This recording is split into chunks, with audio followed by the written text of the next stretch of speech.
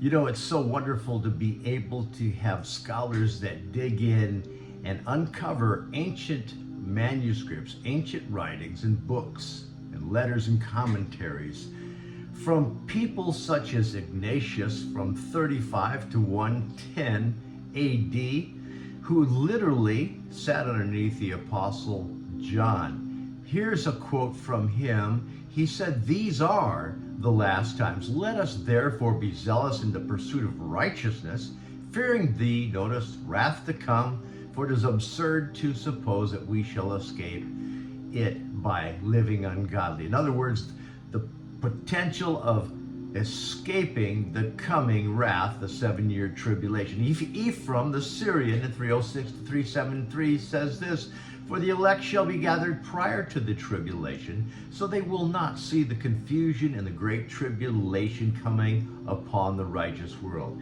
He also says, "Watch always, pray continually, that you may be worthy to escape the tribulation and stand before God." Certainly Ephraim was understanding that they would escape the 7-year tribulation. And then there's Irenaeus, 130 to 202. He says, "Therefore, when the end, the church shall be suddenly caught up from this," caught up, notice that, "there shall be tribulation such as not been since the beginning, neither shall be."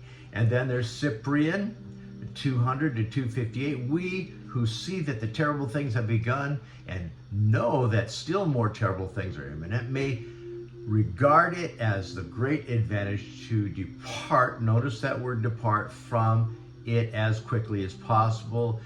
The departure, the rapture, escaping before the 7-year tribulation. And then Victorinius in 270 to 303 AD, "And the heavens withdrew the scroll, rolled up, and the church shall be taken away, and then shall the wrath of God be poured out."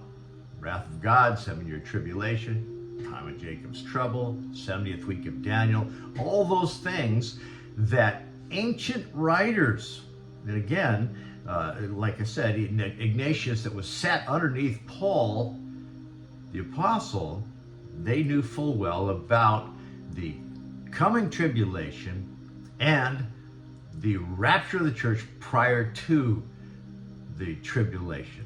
So why do we say this? Of course, in this day, a lot of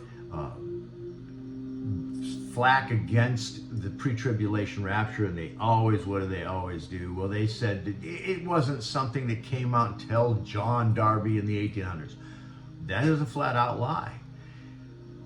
The early church, of course, Paul the Apostle, Jesus himself spoke of the rapture there in John 14, 1 through 3. Paul the Apostle spoke of it in 1 Thessalonians 4, 13 through 18, and 1 Corinthians 15, 51 through 52.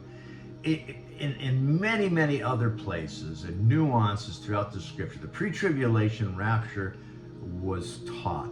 So don't let anybody discourage you. And the word rapture, by the way, is in the Bible. As we saw, the word caught up is harpazo in the Greek, and it's also rapturo if you have your Latin Vulgate. So don't let anybody dissuade you. The rapture of the church is absolute truth, and it is coming any moment. It's the doctrine of imminency. That means that nothing has to happen before the rapture of the church, before the 7-year tribulation. God bless you. Keep looking up, for our redemption draws close. God bless you.